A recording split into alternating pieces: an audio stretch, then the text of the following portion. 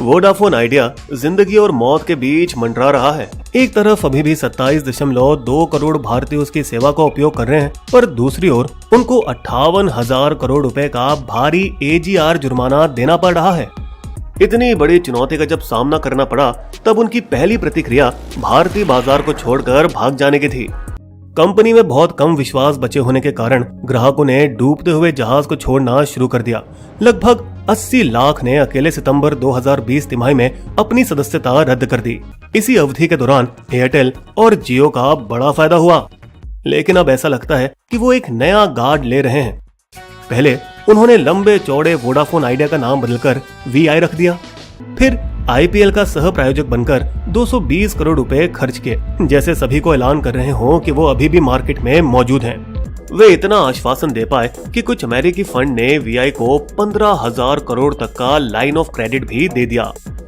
फिर भी आगे का कार्य कठिन है, क्योंकि ग्राहक उन्हें लगातार छोड़ रहे हैं और क्या वो अपने आप को संभाल पाएंगे, इसका अंदाजा शायद किसी को नहीं है। दुर्भाग्यवश भारत का महत्वपूर्ण दूर संचार क्षेत्र, जो हमारे डिजिटल युग की रीढ़ मानी जाती है, असफलताओं और कुल 2,15,000 करोड़ बैंक ऋण चूक से भरा हुआ है। इसमें AGR तमाशा विशेष रूप से सरकार के कदमों पर डाली जा सकती है, जिन्होंने खुद शीघ्र निर्णय लेने की बजाय न्यायपालिका को इसकी जिम्मेदारी सौंपी। AGR रेडियो तरंगों की बिक्री से संबंधित है, एक प्रकाश का अदृश्य स्पेक्ट्रम जो हर जगह हर चीज से गुजरती है। इस स्पेक्ट्रम को अलग अलग बैंड में विभाजित किया गया है, प्रत्येक की अपनी अलग उपयोगिता और गति है। प्रारंभ में स्पेक्ट्रम शुल्क, टेलीकॉम लाइसेंस फी उच्च दामों में बेचे गए थे, जिसे आपको काम शुरू करने से पहले भरना होता था। इसका मतलब ये था कि सेवाओं को शुरू करने के लिए बहुत ज्यादा निवेश की आवश्यकता थी। यही कारण है कि जब 31 जुलाई 1995 को देश में पहली बार मोबाइल टेलीफोनी की गई, तब कॉल की दरें 24 रुपए प्रति मिनट थी।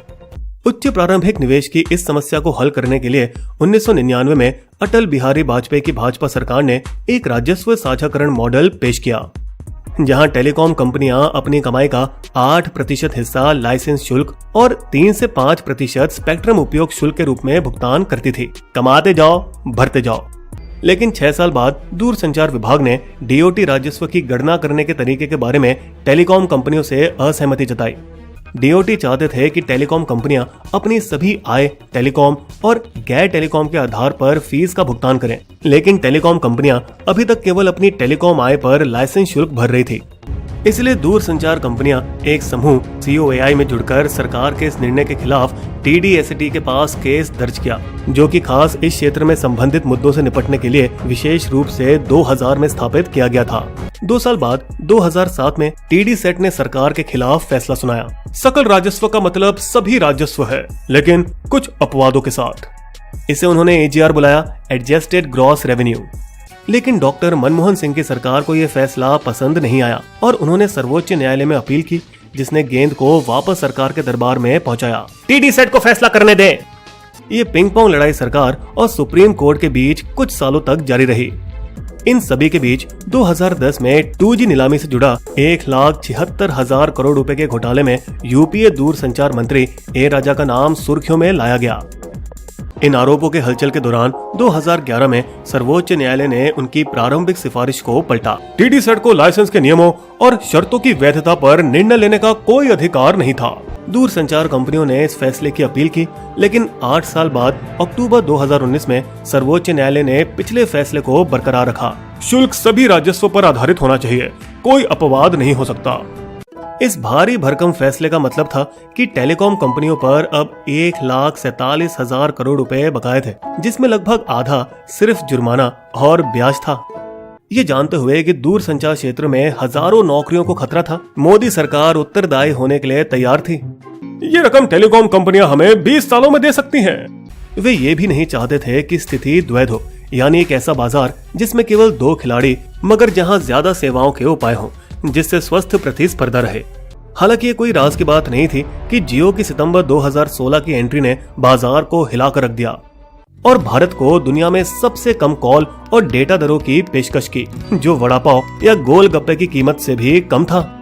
जियो ऐसा करने में सक्षम थे क्योंकि उन पर 3G और 4G की उच्च लाइसेंस फी का बोझ नहीं था, जिसकी नीलामी 2G घोटाले की पृष्ठभूमि पर की गई थी।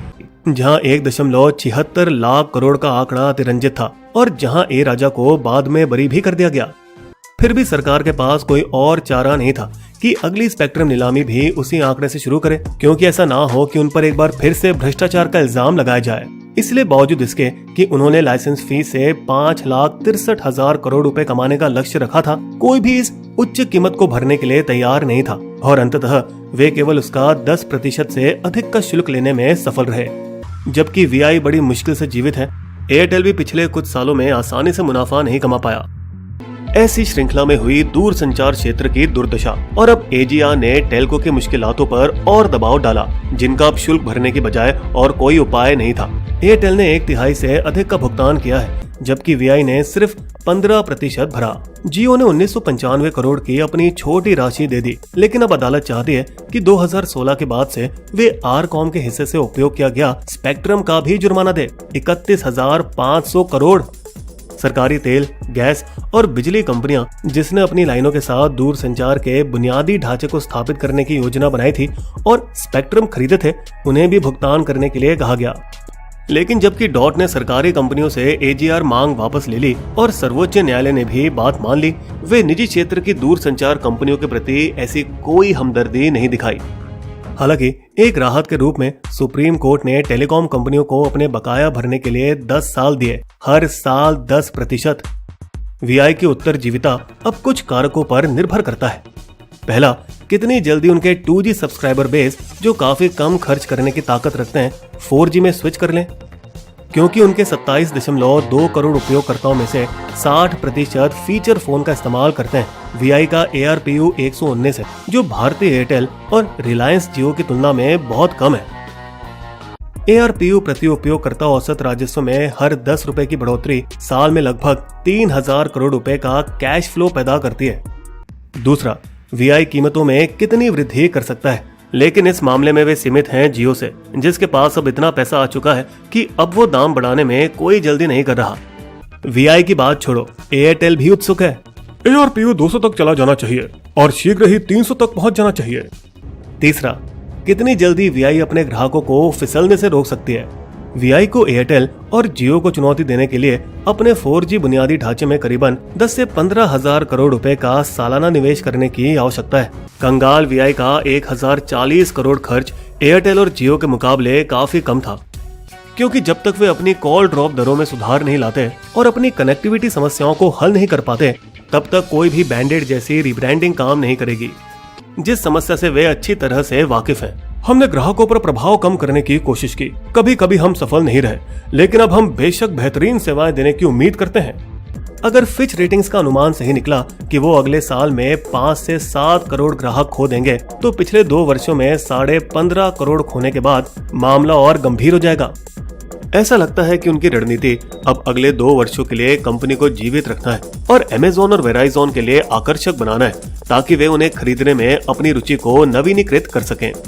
वीआई का जो भी हो, एजीआर फैसले से भारत में 5G की बिछाई 1 से 2 सालों में देरी हो सकती है, एक अंजाम जो वीआई के होने या नहीं होने से ज्यादा महत्वपूर्ण है।